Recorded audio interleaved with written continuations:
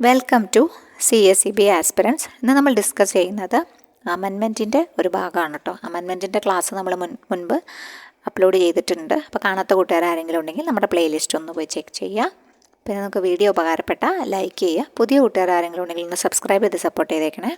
പിന്നെ നിങ്ങളുടെ കമൻറ്റ്സ് ഉണ്ടെങ്കിൽ അറിയിക്കുക. ഓക്കെ, അപ്പോൾ നമ്മൾ ഇതിന് മുമ്പ് ഡിസ്കസ് ചെയ്തത് 65മായി ബന്ധപ്പെട്ട കാര്യങ്ങളായിരുന്നു. 65ഉം സെക്ഷനും പിന്നെ അതുമായി ബന്ധപ്പെട്ട എന്തൊക്കെ പ്രധാനപ്പെട്ട അമെൻമെൻറ്റുകളുണ്ടോ നോക്കി ആ അമെൻമെൻറ്റുകളെ കുറിച്ചൊക്കെ നമ്മൾ പറഞ്ഞു. അപ്പോൾ ഇനി അടുത്തത് നമ്മൾ പറയാൻ പോകുന്നത് ഇതിൽ പറയുന്നത് സൂപ്പർവിഷൻ ഇൻസ്പെക്ഷനുമായി ബന്ധപ്പെട്ടിട്ടാണ്. അപ്പോൾ സൂപ്പർവിഷൻ ഇൻസ്പെക്ഷന് നമ്മൾ എന്തൊക്കെ ചെയ്യണം, അതുമായി ബന്ധപ്പെട്ട എന്തെല്ലാം ഫാക്റ്റുകൾ എക്സാമിൻ്റെ ഒരു പോയിൻ്റ് ഓഫ് വ്യൂവിലുണ്ട്, അത് കഴിഞ്ഞ് പിന്നെ സെക്ഷനുമായി ബന്ധപ്പെട്ട കാര്യങ്ങളാണ് നമ്മളിവിടെ പറയുന്നത് കേട്ടോ. അത് അമെൻമെൻറ്റ് എന്താണ്, സെക്ഷനിലെ അമെൻമെൻറ്റ്സ് എന്തെല്ലാമാണ് വന്നിട്ടുള്ളതെന്നാണ് നമ്മളിവിടെ ഡിസ്കസ് ചെയ്യുന്നത്. 66മായി ബന്ധപ്പെട്ടിട്ടുള്ളത്. അപ്പോൾ section 66 relating to supervision and inspection, സൂപ്പർവിഷനും ഇൻസ്പെക്ഷനുമായി ബന്ധപ്പെട്ടതാണ് സെക്ഷൻ 66 എന്ന് പറഞ്ഞിട്ടുള്ളത്. അപ്പോൾ 66ൽ പ്രധാനമായിട്ടുള്ള അമെൻമെൻറ്റ് വന്നിട്ടുള്ളത് 66ൽ 2A എന്ന് പറഞ്ഞിട്ട് ഒരു സംഭവം ആഡ് ചെയ്തു. പിന്നെ 2B ഉണ്ട്, 2Aയും 2Bയും ആഡ് ചെയ്തു 66ൽ. ഓക്കെ, പിന്നെ അതുകൂടാതെ പിന്നെ വന്നിട്ടുള്ളൊരു പ്രധാന മാറ്റം എന്ന് വന്നു പിന്നെ വന്നിട്ടുള്ളത് 66Cയിൽ ചെറിയൊരു മാറ്റം വരുത്തി. 66Cയിൽ കുറച്ച് ഫാക്റ്റുകൾ ആഡ് ചെയ്തു, മാറ്റം വരുത്തിയിട്ടുണ്ട്. അപ്പോൾ അതൊന്ന് ജസ്റ്റ് നമുക്ക് ഇവിടെ ഡിസ്കസ് ചെയ്യാം കേട്ടോ. പിന്നെ അടുത്തത് വരുന്നത് സർചാർജുമായി ബന്ധപ്പെട്ട കാര്യങ്ങളാണ്. അത് നമുക്ക് ഈ സൂപ്പർവിഷൻ ആൻഡ് ഇൻസ്പെക്ഷൻ കഴിഞ്ഞിട്ട് നമുക്ക് ഡിസ്കസ് ചെയ്യാം. അപ്പോൾ സൂപ്പർവിഷൻ ആൻഡ് ഇൻസ്പെക്ഷൻ എന്താണെന്ന് നോക്കാം. സൂപ്പർവിഷൻ ഇൻസ്പെക്ഷൻ ഒന്നാമതായിട്ട്, അതായത് 66 സബ്സെക്ഷൻ 1ൽ എന്താണ് പറയുന്നത്? രജിസ്ട്രാറാണ് shall supervise or cause to be supervised by a person, ഒന്നെങ്കിൽ ആളെ വെച്ച് സൂപ്പർവൈസ് ചെയ്യിക്കുക. ഓതറൈസ്ഡ് ബൈ ഹിം, അദ്ദേഹം ജനറൽ അല്ലെങ്കിൽ സ്പെഷ്യൽ ഓർഡർ റൈറ്റിങ്ങിൽ കൊടുത്ത് അദ്ദേഹത്തിൻ്റെ ബിഹാഫ്, ഓൺ ഹിസ് ബിഹാഫ് അദ്ദേഹം എന്ത് കണ്ടക്ട് ചെയ്യുന്നു? സൂപ്പർവൈസ് ചെയ്യുന്നു അല്ലെങ്കിൽ സൂപ്പർവിഷൻ കണ്ടക്ട് ചെയ്യുന്നു.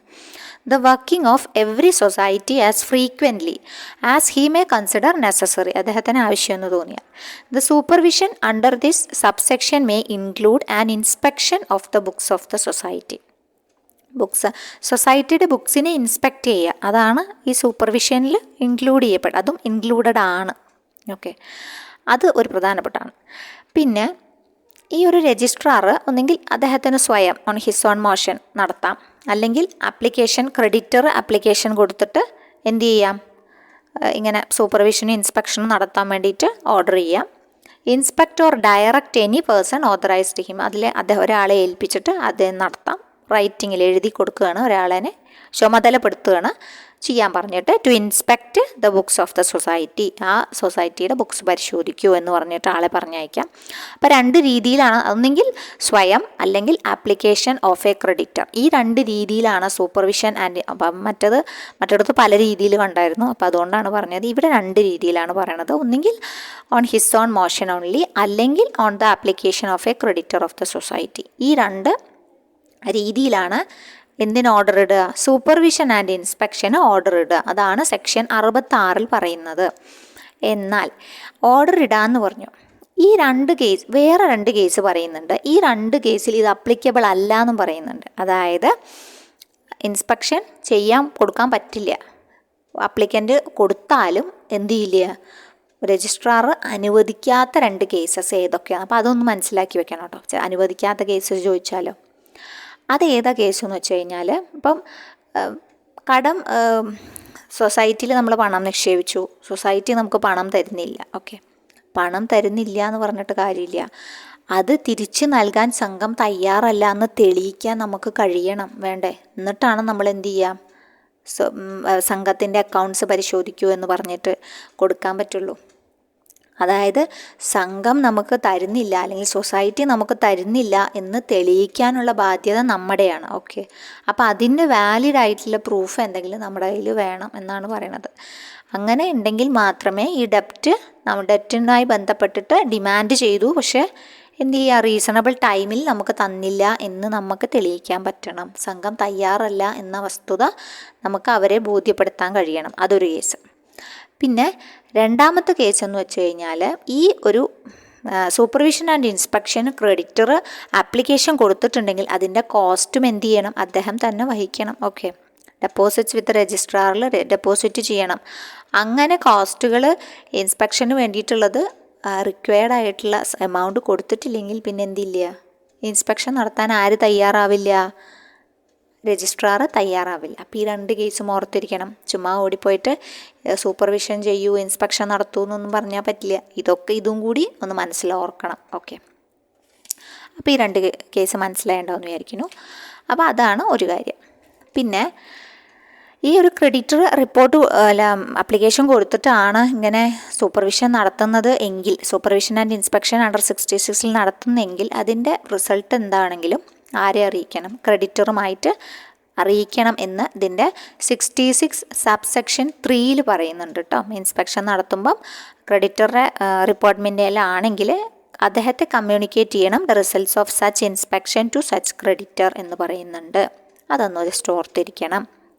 പിന്നെ അതുപോലെ തന്നെ ഈ രജിസ്ട്രാറോ ഏതെങ്കിലും പേഴ്സണോ ഇതിനു വേണ്ടി നിയോഗിക്കപ്പെട്ട വ്യക്തി ഉണ്ടാവുമല്ലോ, അദ്ദേഹത്തിനും ഈ ഒരു സമയത്ത് ഫ്രീ ആക്സസ് ടു എല്ലാ പവേഴ്സും ഉണ്ട്. ഇൻസ്പെക്റ്റ് ചെയ്യാനും റെക്കോർഡ്സും അക്കൗണ്ട്സും ഡോക്യുമെൻറ്റ്സും സെക്യൂരിറ്റീസും ക്യാഷ് ബാലൻസസും അതിൻ്റെ പൊസഷൻ ഏതാണ് നോക്കാനോ, പിന്നെ ഈ ബുക്സൊക്കെ കസ്റ്റഡിയിൽ വെക്കാനും, ഇനി പ്രൊഡ്യൂസ് ചെയ്യാൻ മറ്റുള്ളവരോട് ആവശ്യപ്പെടാൻ ഏത് ബ്രാഞ്ചിൽ വേണമെങ്കിലും, അല്ലെങ്കിൽ ബ്രാഞ്ചിൽ പോയിട്ട് ഹെഡ് ക്വാർട്ടേഴ്സിലേക്കോ സൊസൈറ്റിയുടെ ഹെഡ് ക്വാർട്ടേഴ്സിലേക്കോ അല്ലെങ്കിൽ അവരുടെ വർക്കിംഗ് ഓഫീസിലേക്കോ തീർച്ചയായിട്ടും ഈ ഒരു സബോർഡിനേറ്റ് ഓഫീസേഴ്സിന് അത് കൊണ്ടുകൊടുക്കാനുള്ള ബാധ്യത ഉണ്ട് എന്നാണ് പറയണത് കേട്ടോ. ആ ഒരു ബാധ്യതയുണ്ട്. ഇനി ആ ഡ്യൂട്ടി എല്ലാ ഓഫീസേഴ്സും ചെയ്യേണ്ടതുമാണ്. അങ്ങനെ ചെയ്തില്ല എന്ന് വെച്ച് കഴിഞ്ഞാൽ സബ്സെക്ഷൻ 4A പറയുന്നുണ്ട് എന്ത്, അങ്ങനെ ചെയ്തില്ലെങ്കിൽ അവർ ഒഫൻസ് പണിഷബിൾ ആണെന്ന്. ഏത് പ്രകാരം? നമ്മുടെ 94 ഉണ്ടല്ലോ ഒഫൻസസ് ആൻഡ് പെനാലിറ്റീസിലെ 94 സബ്സെക്ഷൻ 4 വരുന്ന വകുപ്പാണ് ഈ ചാർജ് ചെയ്യുക എന്ന് പറഞ്ഞിട്ടുണ്ട്. 94 സബ്സെക്ഷൻ 4 വരുന്ന വകുപ്പ് പ്രകാരമാണ് ഇങ്ങനെ ഇൻഫോർമേഷൻ ചോദിച്ചു കൊടുത്തില്ല, അല്ലെങ്കിൽ ഡിമാൻഡ് ചെയ്തു, ഡോക്യുമെൻറ്റ്സ് ഒന്നും കറക്റ്റായിട്ട് ഹാജരാക്കിയില്ല, അങ്ങനെയൊക്കെ പറയില്ലേ. അപ്പോൾ ആ ഒരു കേസിൽ 94 സബ്സെക്ഷൻ 4 പ്രകാരം അവർ ആ ഒഫൻസ്, ആ പെനാലിറ്റി അടയ്ക്കേണ്ടി വരും എന്നാണ് പറയുന്നത്. ആ പെനാലിറ്റി സഹിക്കേണ്ടി വരും. ഓക്കെ, അതാണ് പറയണത് 4A പറയുന്നു കേട്ടോ. അപ്പോൾ ഇവിടെയൊന്നും ഇതൊക്കെ പഴയുള്ള ഫാക്ട് തന്നെയാണ്, ഇവിടെയൊന്നും കാര്യമായിട്ടുള്ള മാറ്റം വന്നിട്ടില്ല.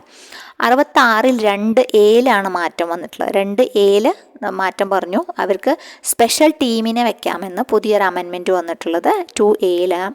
2A എന്താ പറയണമെന്ന് വെച്ചാൽ രജിസ്ട്രാർ മേ ഓതറൈസ് ഒരു special team of officers under his control for the inspection of apex, central and federal cooperative societies and all other primary cooperative societies. അവർക്ക് അതിന് വേണ്ടിയിട്ട് അപ്പെക്സും സെൻട്രലും ഫെഡറലും ഒക്കെ, അല്ലെങ്കിൽ മറ്റ് പ്രൈമറി കോപ്പറേറ്റീവ് സൊസൈറ്റീസിനൊക്കെ ഒരു ടീം ഓഡിറ്റിന് നമ്മൾ ഒരു ടീമിനെ ഉണ്ടാക്കില്ലേ, അതേപോലെ ഒരു സ്പെഷ്യൽ ടീമിനെ ആർക്കുണ്ടാക്കാം, രജിസ്ട്രാർക്ക് ഉണ്ടാക്കാം. ഏത് കേസിന് വേണ്ടിയിട്ട്? ഈ ഒരു ഇൻസ്പെക്ഷൻ പർപ്പസിന് വേണ്ടിയിട്ട് കേട്ടോ. അതാണ് പറയണം. 66 2B എന്താ പറയണമെന്ന് വെച്ച് കഴിഞ്ഞാൽ ഈ report of such inspection shall be communicated in writing to the ആർക്കൊക്കെ കൊടുക്കണം? Apex, central and federal societies and all primary cooperative societies concerned. എവിടെയാണോ അത് നടത്തിയത് അവർക്ക് as the case may be, ആരാണോ ഉള്ളത് വെച്ചാൽ അവർ എന്ത് ചെയ്യണം? Within a period of 30 days, ഈ ഒരു 30 daysനുള്ളിൽ എന്ത് കൊടുക്കണം? ആരെ അറിയിക്കണം എന്ന് പറഞ്ഞിട്ടുണ്ട്? ഈ ഒരു കോപ്പറേറ്റീവ് സൊസൈറ്റിക്ക് കൊടുക്കണം എന്ന് പറഞ്ഞിട്ടുണ്ട്. പിന്നെ within a period of 30 days and the committee and the chief executive of the society concerned shall be under an obligation to file a parawise satisfactory compliance report before the register within a period of 45 days from the date of such communication. ഇത് കാണുമ്പോൾ നമ്മൾ വിചാരിക്കുക എന്തോ വലിയ സംഭവമാണ്. ഒരു സംഭവമില്ല കേട്ടോ. അതായത് ഇപ്പോൾ നമ്മൾ ഒരു ടീമിനെയൊക്കെ ഉണ്ടാക്കിയെന്ന് പറഞ്ഞു. അപ്പോൾ ടീമിനെ വിട്ടു, എന്തായാലും റിപ്പോർട്ട് അവരുണ്ടാക്കുമല്ലോ. അങ്ങനെ റിപ്പോർട്ട് ഇൻസ്പെക്ഷനും കമ്മ്യൂണിക്കേറ്റ് ചെയ്യണം. ആരായിട്ട്? അപ്പെക്സിനും സെൻട്രലിനും ഫെഡറൽ സൊസൈറ്റീസും and all primary cooperative societies concerned within a period of 30 days, 30 ദിവസത്തിനകം. അവിടെ ഒരു 30 ദിവസം കിടക്കുന്നുണ്ട്. അത് ഒളിച്ചിരിക്കുന്ന 30 ദിവസമാണ്. നിങ്ങൾ തീർച്ചയായിട്ടും പഠിച്ചിരിക്കണം. ചിലപ്പോൾ ചോദിച്ചാലോ പറയാൻ പറ്റില്ല, പുതിയൊരു അമെൻമെൻറ്റിലെ ചോദ്യമല്ലേ. അപ്പോൾ ഈ ഒരു ഇൻസ്പെക്ഷനുമായി, സൂപ്പർവിഷൻ ആൻഡ് ഇൻസ്പെക്ഷനുമായി ബന്ധപ്പെട്ടിട്ട് ആ ഒരു ടീമുണ്ടാക്കി. ആ ടീം എന്തായാലും ഒരു റിപ്പോർട്ടുണ്ടാക്കി. ആ റിപ്പോർട്ട് കമ്മ്യൂണിക്കേറ്റ് ചെയ്യണം. എത്ര ദിവസത്തിനുള്ളിലാണ്? വിത്തിൻ 30 days കേട്ടോ. കമ്മ്യൂണിക്കേറ്റ് ചെയ്യണം. ആ ഒരു പോയിൻ്റ് ഓർത്ത് വയ്ക്കാം. അത് കഴിഞ്ഞ് പിന്നെ പറയുന്ന ഇവിടെ 45 ഡേയ്സും കൂടി വരുന്നുണ്ട്. അത് ആർക്കുള്ളതെന്ന് വെച്ച് കഴിഞ്ഞാൽ ഈ കമ്മിറ്റി ഏതോ ഒരു കമ്മിറ്റിക്കാണല്ലോ കൊടുത്തത്. ഇപ്പോൾ ഒരു ഫെഡറൽ സൊസൈറ്റിക്കാണ് കൊടുത്തത്. അവരുടെ ഇൻസ്പെക്ഷനാണ് കണ്ടക്ട് ചെയ്തത്. സോ അവർക്ക് 30 ദിവസത്തിനുള്ളിൽ എന്ത് കൊടുത്തു? അവർ റിപ്പോർട്ട് കൊടുത്തു. ഈ ഒരു കമ്മ്യൂണിക്കേഷനായിട്ട് അവർ റിപ്പോർട്ട് കൊടുത്തു. റിപ്പോർട്ട് കൊടുത്തു കഴിഞ്ഞാൽ ഈ കൺസേൺഡ് ഫെഡറൽ സൊസൈറ്റിക്കാണ് കൊടുത്തതെങ്കിൽ ആ കൺസേൺഡ് ഫെഡറൽ സൊസൈറ്റിയുടെ ചീഫ് എക്സിക്യൂട്ടീവും committee and the chief executive of society concerned shall be under, അവർക്കൊരു ഒബ്ലിഗേഷൻ ഉണ്ട്. എന്താണ് ഒബ്ലിഗേഷൻ? അവരുടെ ഒരു പാരാവൈസ് സാറ്റിസ്ഫാക്ടറി കംപ്ലയൻസ് റിപ്പോർട്ട് വേണം എഴുതി തയ്യാറാക്കി, അതായത് പാരഗ്രാഫ് തിരിച്ചിട്ടുള്ള സാറ്റിസ്ഫാക്ടറി കംപ്ലയൻസ് റിപ്പോർട്ട് വേണം. ഇന്ന സംഭവങ്ങൾ ഇന്ന പോലെ അവരത് കംപ്ലയിൻറ്റ് ചെയ്തു വെച്ചാൽ റെഡിയാക്കാം അല്ലെങ്കിൽ റെഡിയാക്കി എന്ന് പറഞ്ഞിട്ടുള്ള before the register within a period of 45 days from the date of such communication. ഈ കമ്മ്യൂണിക്കേഷൻ ഓർഡർ കിട്ടിയതിന് 45 ദിവസത്തിനുള്ളിൽ തിരിച്ചു കൊടുക്കണം. എന്താ തിരിച്ചു കൊടുക്കേണ്ടത്? പാരാവൈസ് സാറ്റിസ്ഫാക്ടറി കംപ്ലയൻസ് റിപ്പോർട്ട്. അപ്പോൾ ഈ പാരാവൈസ് സാറ്റിസ്ഫാക്ടറി കംപ്ലയൻസ് റിപ്പോർട്ട് സമർപ്പിക്കുന്നത് ആർക്കാണ്? രജിസ്ട്രാർക്കാണ്. ആരാണ് സമർപ്പിക്കുന്നത്? കമ്മിറ്റിയും ആരും കൂടിയിട്ടാണ് ഉണ്ടാക്കേണ്ടത്? ചീഫ് എക്സിക്യൂട്ടീവും കൂടിയിട്ടാണ് ഉണ്ടാക്കേണ്ടത്. എത്ര ദിവസത്തിനുള്ളിൽ സമർപ്പിക്കണം? 45 ഡേയ്സിനുള്ളിൽ സമർപ്പിക്കണം. എന്നു തൊട്ട്? ഈ ഒരു കമ്മ്യൂണിക്കേഷൻ ഓർഡർ ലഭിച്ചത് മുതൽ 45 ദിവസത്തിനുള്ളിൽ അവർ രണ്ടു കൂട്ടരും കൂടി ആലോചിച്ച്, കമ്മിറ്റിയും ചീഫ് എക്സിക്യൂട്ടീവും കൂടി ആലോചിച്ചിട്ട് ഒരു പാരാവൈസ് സാറ്റിസ്ഫാക്ടറി കംപ്ലയൻസ് റിപ്പോർട്ട് ഉണ്ടാക്കിയിട്ട് ആർക്ക് കൊടുക്കണം? രജിസ്ട്രാർക്ക് കൊടുക്കണം. അതാണ് പുതിയ അമെൻമെൻറ്റ് കേട്ടോ. 66(2)(b) പറയുന്ന പുതിയൊരു സംഭവം അതാണ്. ഓക്കെ, മനസ്സിലായി ഉണ്ടാവുമെന്ന് വിചാരിക്കുന്നു. ഇതുമായി ബന്ധപ്പെട്ട് ഒന്നും മനസ്സിലായില്ലെങ്കിൽ നിങ്ങളൊന്ന് കമൻറ്റ് ചെയ്യൂ കേട്ടോ. ഓക്കെ, അപ്പം ഇനി നമുക്ക് അമെൻമെൻറ്റിൻ്റെ ബാക്കി കുറച്ച് ഒരു ഭാഗവും കൂടി അമെൻഡ് ചെയ്തിട്ടുണ്ട്. അപ്പോൾ അത് നമുക്ക് നോക്കാം. അപ്പോൾ നമ്മളിവിടെ പറഞ്ഞിട്ടുള്ളത് ആ ഒരു കംപ്ലയിൻസ് റിപ്പോർട്ട് വന്നു, അതുമായി ബന്ധപ്പെട്ട കാര്യങ്ങളൊക്കെ കഴിഞ്ഞു. അപ്പോൾ ഇവിടെ നമ്മൾ പറഞ്ഞു വിളിച്ചു വരുത്താനും അതുപോലെ ഒഫൻസസിൻ്റെ കാര്യം മറക്കരുത്. 94 സബ്സെക്ഷൻ 4 പ്രകാരം ആർക്ക് ഇത് കൊണ്ടുകൊടുത്തില്ല, റിപ്പോർട്ടുകളൊന്നും അല്ലെങ്കിൽ ഡോക്യുമെൻറ്റ്സ് ഒന്നും പ്രസൻറ്റ് ചെയ്തില്ലെങ്കിൽ ഉദ്യോഗസ്ഥർക്ക് പണി കിട്ടും. അതാണ് 94 സബ്സെക്ഷൻ 4 പ്രകാരം എന്ന് ഓർത്തിരിക്കുക. പിന്നെ ഈ ഒരു സെക്ഷനിൽ തന്നെ 5 പറയുന്നത്, അതായത് സബ്സെക്ഷൻ 5 പറയുന്നത് RCSൻ്റെ ഉത്തരവ് പാലിക്കാൻ ഉദ്യോഗസ്ഥർക്ക് ബാധ്യതയുണ്ട് എന്നാണ്. കുറേ പോയിന്റുകളാണ് നമ്മൾ പറയുന്നത്, മലയാളത്തിൽ പോയിന്റുകളാക്കി പറയുകയാണ് കേട്ടോ. ഓക്കെ, പിന്നെ നമ്മുടെ CCUവിന് ഒരാളേനെ നോൺ ഒഫീഷ്യലായിട്ടൊരു പേഴ്സണെ അയക്കാനുള്ള ഒരു സംഭവം ഉണ്ടായിരുന്നു. ഒരാളേനെ പങ്കെടുപ്പിക്കാം ഈ ഒരു ഇൻസ്പെക്ഷന് വേണ്ടിയിട്ട് എന്നുണ്ടായിരുന്നു. അതിപ്പോൾ ഇല്ല കേട്ടോ, അതിപ്പോൾ ജസ്റ്റ് ഒഴിവാക്കിയിട്ടുണ്ട്. അതിപ്പോൾ ഒഴിവാക്കിയിട്ടുണ്ട്. അപ്പോൾ അതൊന്ന് ഓർത്തിരിക്കുക. CCUവിൻ്റെ നോൺ ഒഫീഷ്യൽ മെമ്പർ പ്രസൻറ്റ് ചെയ്യാമെന്നുണ്ടായിരുന്നു ആദ്യം ഇൻസ്പെക്ഷന് വേണ്ടിയിട്ടുള്ളത്. അതിപ്പോൾ ഇല്ല. Non official member shall not have the power to, ഇപ്പം ഇല്ല കേട്ടോ, അങ്ങനെ ഒരു സംഭവം ഇല്ല. അത് ഒഴിവാക്കിയിട്ടുണ്ട്. അതൊന്ന് ഓർത്തിരിക്കുക. ഒഴിവാക്കിയത് ചോദിക്കില്ല എന്തായാലും. അപ്പോൾ അത് ജസ്റ്റ് അങ്ങനെ സംഭവിച്ചു എന്ന് ഓർത്തിരിക്കുക. പിന്നെ അതുപോലെ തന്നെ അഫിലിയേറ്റ് ചെയ്ത ഫെഡറൽ കോപ്പറേറ്റീവ് സൊസൈറ്റിക്കോ ഫിനാൻസിങ് ബാങ്കിനോ എന്തുണ്ട്? സൊസൈറ്റികളിൽ, ഈ രജിസ്റ്റേർഡ് സൊസൈറ്റികളിൽ അല്ലെങ്കിൽ അവരിൽ അഫിലിയേറ്റ് ചെയ്യപ്പെട്ട സൊസൈറ്റികളിൽ സംഘങ്ങളിലൊക്കെ ഈ ഡോക്യുമെൻറ്റ്സ് ഒക്കെ പരിശോധിക്കാൻ ചെല്ലാം കേട്ടോ. അങ്ങനെയൊക്കെ ഉണ്ടെങ്കിൽ വളരെ നല്ല കാര്യങ്ങളാണ് അല്ലേ. അഫിലിയേറ്റ് ചെയ്ത സംഘം സംഘങ്ങളിൽ വന്ന് പരിശോധനയ്ക്ക് അധികാരമുണ്ട്. അപ്പോൾ അവർ കറക്റ്റായിട്ട് പരിശോധിക്കുകയാണെങ്കിൽ ഇങ്ങനെ മാൽ പ്രാക്ടീസസ് ഒക്കെ നടക്കുമോ പ്രൈമറിയിൽ, അങ്ങനെ അപ്പോൾ അപ്പെക്സ് ഫെഡറലിൽ നോക്കുക, ഫെഡറൽ പ്രൈം, അങ്ങനെ അവർ ആ സ്ട്രക്ചർ അനുസരിച്ചിട്ടാണ് അവർ നോക്കുകയാണെങ്കിൽ വളരെ നല്ല കാര്യമാണ് അല്ലേ. അപ്പോൾ അങ്ങനെയൊക്കെ ഉണ്ട് സംഭവങ്ങൾ, ഒരു സ്ട്രക്ചറിലുണ്ട് കേട്ടോ. അവർക്ക് അങ്ങനെ തീർച്ചയായിട്ടും പരിശോധിക്കാനുള്ള അധികാരം ഉണ്ട് എന്ന് പറയുന്നുണ്ട്, 7 പറയുന്നുണ്ട് കേട്ടോ. അപ്പോൾ അതൊക്കെ ഒരു ഇമ്പോർട്ടൻ്റ് കാര്യങ്ങളാണ്, അതൊക്കെ ഒന്ന് ഓർത്തിരിക്കുക. പിന്നെ പ്രധാനപ്പെട്ടതെന്ന് പറയണത് അമെൻമെൻറ്റ് സെക്ഷൻ 66C ആണ്. അതായത് 66മായി ബന്ധപ്പെട്ട് പറയുകയാണെങ്കിൽ 66A ഉണ്ട്, 66B ഉണ്ട്, 66C ഉണ്ട്, എല്ലാം ഉണ്ട് കേട്ടോ. ഇനി ഇതുപോലെ ക്രമക്കേട് കണ്ടു കഴിഞ്ഞാൽ അവർ RCSന് റിപ്പോർട്ട് ചെയ്യണം. ഇപ്പോൾ അപ്പെക്സ് സൊസൈറ്റിയോ ഫെഡറൽ സൊസൈറ്റിയോ ഫിനാൻസിങ് ബാങ്കോ എന്തെങ്കിലും ആക്ഷൻസ് കാണുകയാണെന്ന് വിചാരിക്കാം, എന്തെങ്കിലും തിരിമറികൾ കാണുകയാണെങ്കിൽ അവർക്കത് ആർക്ക് റിപ്പോർട്ട് ചെയ്യാൻ പറ്റും? രജിസ്ട്രാർക്ക് റിപ്പോർട്ട് ചെയ്യണം എന്ന് പ്രത്യേകം പറയുന്നുണ്ട്. അപ്പോൾ അതുമായി ബന്ധപ്പെട്ട കാര്യങ്ങൾ ഉടനെ ഇങ്ങനെ സംഭവം ഉണ്ട് എന്ന് പറഞ്ഞിട്ട് രജിസ്ട്രാർക്ക് റിപ്പോർട്ട് ചെയ്യാം. അത് പ്രകാരം രജിസ്ട്രാർക്ക് ഒരു ഇൻസ്പെക്ഷൻ നടത്താനുള്ള അധികാരം ഓർഡർ ചെയ്യാം അല്ലേ. അപ്പോൾ അങ്ങനെയും ആവാം. അപ്പോൾ ഇത്രയൊക്കെ കഴിഞ്ഞിട്ട് പിന്നെ നമ്മൾ 66A, 66B, 66C എന്ന് പറഞ്ഞ 3 ഭാഗത്തേക്ക് കടക്കുകയാണ്. അപ്പോൾ 66A എന്താണെന്ന് വെച്ചാൽ powers of registrar to give directions. എന്താണ് 66A എന്ന് പറയുന്നത്? Powers of registrar to give directions. 66B എന്താണ്? സസ്പെൻഷൻ ഓഫ് ഓഫീസേഴ്സുമായി ബന്ധപ്പെട്ട കാര്യങ്ങളാണ് 66Bയിൽ പറയുന്നത് കേട്ടോ. സസ്പെൻഷൻ ഓഫ് ഓഫീസേഴ്സാണ്. ഇത് നമുക്ക് വിശാലമായിട്ട് പഠിക്കാം. ഇപ്പം എക്സാമിന് കുറച്ച് ദിവസമല്ലേ ഉള്ളൂ, അതുകൊണ്ട് നമുക്ക് അടുത്ത എക്സാം ആകുമ്പോഴേക്കും ഇതൊക്കെ നമുക്ക് വിശാലമായിട്ട് പഠിക്കാം കേട്ടോ. 66Cയിൽ പറയുന്നത് എന്താ വെച്ചാൽ submission of returns to the രജിസ്ട്രാറാണ്. അവിടെ വീണ്ടും മാറ്റം വന്നിട്ടുണ്ട്. ഇവിടെയൊന്നും മാറ്റങ്ങൾ വന്നിട്ടില്ല. 66Aയിലും 66Bയിലൊന്നും കാര്യമായി മാറ്റങ്ങളൊന്നും വന്നിട്ടില്ല. 66Cയിലാണ് മാറ്റങ്ങൾ വന്നിട്ടുള്ളത്. Submission of returns to the registrar. അപ്പോൾ അവിടെ കുറച്ച് പോയിന്റുകൾ ഉണ്ട് കേട്ടോ. ഈ submission of returns to the രജിസ്ട്രാറിൽ നല്ലൊരു ചോദ്യമാണ്. Every cooperative society shall file returns സമർപ്പിക്കണം within dash of the closure of the financial year. Every financial year. എന്താ ഉത്തരം എഴുതുക? ഒന്നുകൂടി ചോദ്യം വായിക്കാം. Every cooperative society shall file returns within dash of the close of the every financial year. എന്താ? Before the registrar. എന്താ ഉത്തരം എഴുതുക? വിത്തിൻ 6 months ആണ് ഉത്തരം കേട്ടോ. എല്ലാ കോപ്പറേറ്റീവ് സൊസൈറ്റികളും റിട്ടേൺസ് ഫയൽ ചെയ്യണം. എവിടെ? രജിസ്ട്രാർക്ക്. എത്ര നാൾക്കകമാണ് സമർപ്പിക്കേണ്ടത്? 6 മാസം. അതായത് സാമ്പത്തിക വർഷം അവസാനിച്ച് 6 മാസത്തിനകം അവരുടെ ഡോക്യുമെൻറ്റ്സ്. അപ്പോൾ ഏതൊക്കെ ഡോക്യുമെൻറ്റ്സ് ആണ് അങ്ങനെ വെക്കേണ്ടത് എന്ന് പറയുന്നുണ്ട് കേട്ടോ. ഈ 66Cയിലാണ് ഇതൊക്കെ പറയണത്. 66Cയിൽ പറയുന്നുണ്ട് എന്തൊക്കെ വെക്കണം എന്ന്. അപ്പോൾ A മുതൽ F വരെ ആയിരുന്നു അന്ന് പറഞ്ഞിട്ടുള്ളത്. ഇപ്പോൾ ഒരു G കൂടെ, F കുറച്ച് താഴത്തേക്ക് ഇറങ്ങി, Fന് പകരം വേറെ ഒന്ന് വന്നു. അപ്പോൾ Fനെ G ആക്കി. അങ്ങനെ മാറ്റം വന്നിട്ടുണ്ട്. അതാണിപ്പോൾ ഈ പറഞ്ഞത്, ഇവിടെ പറഞ്ഞിട്ടുള്ളത് കേട്ടോ. 66Cയിൽ 1ഉം 2ഉം ചെറിയ മാറ്റം വന്നിട്ടുണ്ട്. അപ്പോൾ ഈ 1ൽ പറയുന്നതാണ് 6 മാസത്തിനകം റിപ്പോർട്ട് കൊടുക്കണം. ആർക്ക് കൊടുക്കണം? രജിസ്ട്രാർക്ക് കൊടുക്കണം എന്ന് പറഞ്ഞു. ഏതൊക്കെയാണെന്ന് ഒന്ന് നന്നായി ഓർത്ത് വെക്കണം. നിങ്ങൾ കേട്ടിട്ട് എഴുതി വെക്കുക, അല്ലെങ്കിൽ മനസ്സിലാക്കി വെക്കുക. ഒന്ന് കോംപ്രിഹെൻസീവ് ആനുവൽ റിപ്പോർട്ട്. രണ്ടാമത്തത് ഓഡിറ്റഡ് സ്റ്റേറ്റ്മെൻറ്റ്സ് ഓഫ് അക്കൗണ്ട്സ്. മൂന്നാമത്തത് plan for surplus disposal as approved by the general body of a cooperative society.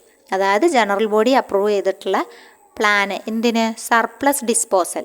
Surplus fund ഉണ്ടാവുമല്ലോ, അത് ഡിസ്പോസ് ചെയ്യുന്നതിന് ആരെ അപ്രൂവ് ചെയ്യണം? ജനറൽ ബോഡി അപ്രൂവ് ചെയ്ത പ്ലാന് സബ്മിറ്റ് ചെയ്യണം. പിന്നെ ഉള്ളത് അമെൻമെൻറ്റ്സ് ഈഫ് എനി.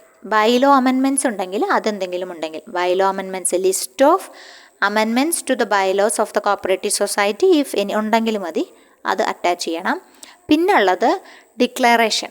എന്തുമായി ബന്ധപ്പെട്ട ഡിക്ലറേഷനാണ്? ജനറൽ ബോഡി മീറ്റിംഗ് നടന്ന അതിനെ സംബന്ധിച്ചിട്ടുള്ള ഡിക്ലറേഷൻ റിഗാർഡിങ്. അതുപോലെ കണ്ടക്റ്റ് ഓഫ് എലക്ഷൻസ് ഉണ്ടെങ്കിൽ അതുമായി ഉള്ള വെൻഡ്യൂ, എന്തെങ്കിലും ചിലവുകളും കാര്യങ്ങളും ഒക്കെ ഉണ്ടെങ്കിൽ അതുമായി ബന്ധപ്പെട്ടത് എല്ലാം എന്ത് ചെയ്യണം? അറ്റാച്ച് ചെയ്യണം. പിന്നെ അതിപ്പോൾ ഈ വരെയാണ് നമ്മളിപ്പോൾ പറഞ്ഞത് കേട്ടോ. നമ്മൾ ഈ വരെ പറഞ്ഞു. ഇനി ആഡ് ചെയ്തത് ഇപ്പോൾ നമ്മൾ 66C Fൽ ആഡ് ചെയ്തു. Rectification reports approved by the committee അംഗീകരിച്ചിട്ടുള്ള റെക്ടിഫിക്കേഷൻ റിപ്പോർട്ട്സ് ആണ് ഓഡിറ്റ് റിപ്പോർട്ടിലുള്ളത്. അതിൻ്റെ റെസല്യൂഷനും ജനറൽ ബോഡിയുടെ റെസല്യൂഷൻ അടക്കം ആർക്ക് സബ്മിറ്റ് ചെയ്യണം? ആർക്കാണ് സബ്മിറ്റ് ചെയ്യേണ്ടത്? രജിസ്ട്രാർക്ക് സബ്മിറ്റ് ചെയ്യണം. അപ്പോൾ rectification report approved by the committee on audit report, പിന്നെ resolution of the general body of the society, ഇത് രണ്ടും കൂടി ഉൾപ്പെടുത്തിയിട്ടുണ്ട്. പിന്നെ ബാക്കി Gയിൽ പറഞ്ഞിട്ടുള്ളത് any other information required by the registrar എന്താണോ വേറെ എന്തെങ്കിലും എക്സ്ട്രാ ചോദിക്കുന്നുണ്ടെങ്കിൽ അതും കൂടി, അങ്ങനെയാണ് പറയണത്. അപ്പോൾ A മുതൽ G വരെ അങ്ങനെ സബ്സെക്ഷൻസ് ഇങ്ങനെ കിടക്കുകയാണ്. അപ്പോൾ ഒന്നും കൂടി റിപ്പീറ്റ് ചെയ്യാം. 6 മാസം മറക്കരുത്. 6 മാസത്തിനുള്ളിലാണ്, സാമ്പത്തിക വർഷം അവസാനിച്ച് 6 മാസത്തിനുള്ളിൽ ആർക്ക് റിട്ടേൺസ് ഫയൽ ചെയ്യണം? രജിസ്ട്രാർക്ക് ഫയൽ ചെയ്യണം. ഈ താഴെ പറയുന്ന ഡോക്യുമെൻറ്റ്സ് എല്ലാം അതിൻ്റെ കൂടെ വെക്കണം. ഒന്ന് കോംപ്രിഹെൻസീവ് ആനുവൽ റിപ്പോർട്ട്, രണ്ടാമത്തത് ഓഡിറ്റഡ് സ്റ്റേറ്റ്മെൻറ്റ്സ് ഓഫ് അക്കൗണ്ട്, മൂന്നാമത്തെ plan for surplus disposal as approved by the general body of the cooperative society. അടുത്തത് പറയുന്നത് ലിസ്റ്റ് ഓഫ് അമെൻമെൻറ്റ്സ് ആണ്. Amendments, bylaw amendments if any ഉണ്ടെങ്കിൽ അത്, declaration regarding in the holding of its general body and also election, conduct of elections if any.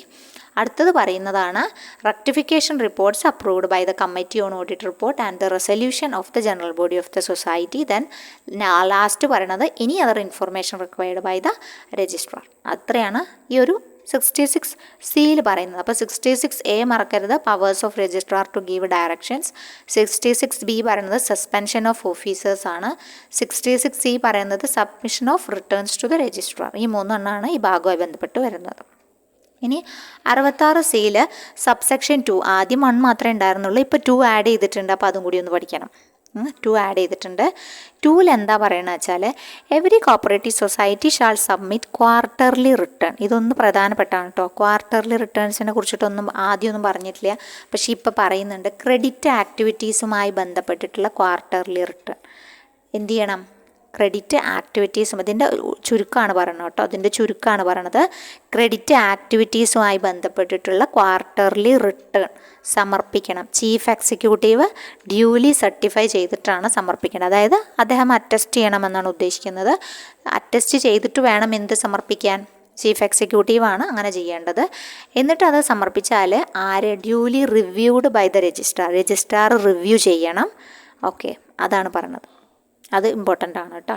Every cooperative society shall submit quarterly return on the credit activities. Credit ആക്ടിവിറ്റീസിനെ കുറിച്ചിട്ടുള്ള document ആണ് പിന്നെ എന്ത് ചെയ്യേണ്ടത്? ഈ CEO attest ചെയ്തിട്ട്, അതായത് chief executive officer attest ചെയ്തിട്ട് RCSന് കൊടുക്കണം. RCS അത് duly reviewed by the registrar and rectification report shall be submitted on the basis of the report evaluated by the registrar after each quarter. ഓരോ ക്വാർട്ടറിലും ഇവർ കൊടുക്കുന്ന report നോക്കിയിട്ടുള്ള evaluation കൂടി എന്ത് ചെയ്യണം? ഇതിൻ്റെ കൂടെ ഉൾപ്പെടുത്തണം, അതിൻ്റെ കൂടെ വയ്ക്കാം. അതായത് ന്യൂനതാ പരിഹാര റിപ്പോർട്ട്, ഓഡിറ്റുമായി ബന്ധപ്പെട്ടിട്ടുള്ള റെക്ടിഫിക്കേഷൻ റിപ്പോർട്ട് ഉണ്ടല്ലോ, അപ്പോൾ അതും evaluated by the each quarter, ഓരോ ക്വാർട്ടറിലും കൊടുക്കുന്നത് അദ്ദേഹം നോക്കി റിവ്യൂ ചെയ്ത് തരും. ഇഫ് എനി സൊസൈറ്റി, ഏതെങ്കിലും, ഇവിടെ ഒരു നല്ല ക്വസ്റ്റ്യൻ വരുന്നുണ്ട്, ഒരു എമൗണ്ട് വരുന്നുണ്ട്, അതുകൊണ്ട് നിങ്ങളൊന്ന് നോട്ട് ചെയ്യണം കേട്ടോ. If any society fails to submit the returns on time, ഈ ടൈമിൽ അത് കൊടുത്തില്ല എന്ന് വെച്ച് കഴിഞ്ഞാൽ the registrar shall have the power to impose fine. Impose ചെയ്യാം. ആ ഫൈൻ്റെ എമൗണ്ട് ആണ്, പുതിയ എമൗണ്ട് ആണല്ലോ, അപ്പോൾ അതുകൊണ്ടൊന്ന് ഓർത്തിരിക്കാം. നോട്ട് എക്സീഡിങ് 10,000 റുപ്പീസ് കേട്ടോ. 10,000 റുപ്പീസിൽ കുറയാത്ത ഒരു തുക എന്ത് ചെയ്യാം? പിഴ ഈടാക്കാനുള്ള അധികാരം ആർക്ക് കൊടുത്തിട്ടുണ്ട്? രജിസ്ട്രാർക്ക് കൊടുത്തിട്ടുണ്ട്. ഇങ്ങനത്തെ റിപ്പോർട്ടുകൾ ക്വാർട്ടർലി റിപ്പോർട്ടൊന്നും സബ്മിറ്റ് ചെയ്തില്ലെങ്കിൽ കേട്ടോ. അത് എങ്ങനെയാണ്, ഏത് പ്രകാരമാണ് വെച്ചാൽ based on the classification and category of the society as may be prescribed. അവരുടെ ക്ലാസിഫിക്കേഷനും കാറ്റഗറിയും നോക്കിയിട്ട് വേണം ഇത് തീരുമാനിക്കാൻ. ഏതെങ്കിലും സൊസൈറ്റിക്ക് ഏതെങ്കിലും എമൗണ്ട് കൊടുക്കുകയല്ല. ഈ നോട്ട് എക്സീഡിങ് മാക്സിമം ആണ് പറഞ്ഞത്. നോട്ട് എക്സീഡിങ് 10,000 റുപ്പീസിൽ കുറയാത്തൊരു തുക എന്തായാലും ഫൈനായിട്ട് കിട്ടും. പക്ഷേ അത് അവരുടെ ക്ലാസിഫിക്കേഷനും കാറ്റഗറിയും നോക്കിയിട്ട് വേണമെന്നും പറയുന്നുണ്ട് കേട്ടോ. അപ്പോൾ ഈ ഒരു എമൗണ്ട് പുതിയൊരു എമൗണ്ട് ആണ്, അത് നിങ്ങൾ ഓർത്ത് വെക്കണം. പിന്നെ ക്വാർട്ടർലി റിട്ടേൺ ആർക്കാണ് സമർപ്പിക്കേണ്ടത്? രജിസ്ട്രാർക്കാണ്. എന്തിനെ കുറിച്ചിട്ടുള്ളതാണ്? ക്രെഡിറ്റ് ആക്ടിവിറ്റീസിനെ കുറിച്ചിട്ടുള്ളതാണ്. ആരാണ് ഡ്യൂലി സർട്ടിഫൈ ചെയ്യേണ്ടത്? Chief executive of the cooperative societies. ആരാണ് ഡ്യൂലി റിവ്യൂ ചെയ്യേണ്ടത്? രജിസ്ട്രാറാണ് റിവ്യൂ ചെയ്യേണ്ടത്. എന്നിട്ട് എന്താ ചെയ്യേണ്ടത്? Rectification report shall be submitted on the basis of the report evaluated by the registrar after each quarter എന്ന് പറഞ്ഞിട്ടുണ്ട്. ഇത് ചെയ്തിട്ടില്ലെങ്കിൽ എന്ത് ചെയ്യും? സബ്മിറ്റ് ചെയ്തില്ല എന്ന് വിചാരിക്കുക. അപ്പോൾ രജിസ്ട്രാർക്ക് എന്തിനുള്ള പവറുണ്ട്? ഫൈൻ ചുമത്താനുള്ള പവറുണ്ട്. ആ ഫൈനിൻ്റെ എമൗണ്ടാണ് പറയണത്. നോട്ട് എക്സീഡിങ് 10,000 റുപ്പീസ്, കുറയാത്തൊരു, അവരെ ക്ലാസിഫിക്കേഷനും കാറ്റഗറി നോക്കിയിട്ട് തീരുമാനിക്കും എന്നും പറഞ്ഞിട്ടുണ്ട് കേട്ടോ. അപ്പോൾ അത് 66C അവിടെ അവസാനിക്കുകയാണ്. ഓക്കെ, 66C അവിടെ അവസാനിക്കുകയാണ്. 67 പറയുന്നത് cost of inquiry or inspection ആണ്. 67 പറയണത് അതിൽ കാര്യമായിട്ടുള്ള മാറ്റങ്ങളൊന്നും വന്നിട്ടില്ല. 67-ൽ കാര്യമായിട്ട് മാറ്റങ്ങളൊന്നും വന്നിട്ടില്ല. പിന്നെ മാറ്റം വരുന്നത് നമ്മുടെ സർചാർജിലാണ്. അത് 68 കേട്ടോ. അപ്പോൾ 68 നമുക്ക് അടുത്ത ക്ലാസ്സിൽ ഡിസ്കസ് ചെയ്യാം. ഈ ക്ലാസ്സിൽ നമ്മൾ ഇത്രേ ഡിസ്കസ് ചെയ്യുന്നുള്ളൂ. 68 തൊട്ട് നമുക്ക് അടുത്ത ക്ലാസ്സിൽ അമെൻമെൻറ്റിൻ്റെ നെക്സ്റ്റ് ഭാഗമായിട്ട് നമുക്ക് ചെയ്യാം കേട്ടോ. ഓക്കെ, അപ്പോൾ ഇത്രയും പറഞ്ഞ കാര്യങ്ങൾ നിങ്ങൾക്ക് മനസ്സിലായി ഉണ്ടാവും എന്ന് വിചാരിക്കുകയാണ്. ഓക്കെ, ഇതിനുമായി ബന്ധപ്പെട്ടിട്ടുള്ള ആ ഡേറ്റുകളും കാര്യങ്ങളും, ഈ 10,000 രൂപ ഇമ്പോർട്ടൻ്റ് ആണ്. പിന്നെ ഈ റെക്ടിഫിക്കേഷൻ റിപ്പോർട്ടുമായി ബന്ധപ്പെട്ട കുറച്ച് കാര്യങ്ങൾ നമ്മൾ പറഞ്ഞു. 66C എന്തെല്ലാമാണ് ചെയ്യേണ്ടത്, അവിടെ ഒരു 6 മാസം പറഞ്ഞിട്ടുണ്ട്. അത് ഇമ്പോർട്ടൻ്റ് ആണ് കേട്ടോ. 6 മാസം പറഞ്ഞിട്ടുണ്ട്, അത് ഇമ്പോർട്ടൻ്റ് ആണ്. എന്തെല്ലാമാണ് ഇതിന് A മുതൽ G വരെ നമ്മൾ പറഞ്ഞില്ലേ, അത് ഒന്ന് ഇമ്പോർട്ടൻ്റ് ആണ്. അതൊന്ന് ഓർത്ത് വെച്ചോളൂ. പിന്നെ പ്രധാനപ്പെട്ട കാര്യങ്ങൾ നമ്മൾ ആദ്യത്തെ അമെൻമെൻറ്റിൽ പറഞ്ഞിട്ടുള്ള കാര്യങ്ങൾ, സൂപ്പർവിഷൻ ഇൻസ്പെക്ഷനായി ബന്ധപ്പെട്ടിട്ടുള്ള കാര്യങ്ങളൊക്കെ പറഞ്ഞിട്ടുണ്ട്. അപ്പോൾ അതൊക്കെ ഒന്ന് ഓർത്തിരിക്കുക കേട്ടോ. ഉപകാരപ്പെട്ടു എന്ന് വിചാരിക്കുന്നു. ബാക്കി ഫുൾ കണ്ടൻറ്റായിട്ട് നമുക്ക് അടുത്ത ക്ലാസ്സിൽ കാണാം കേട്ടോ. താങ്ക്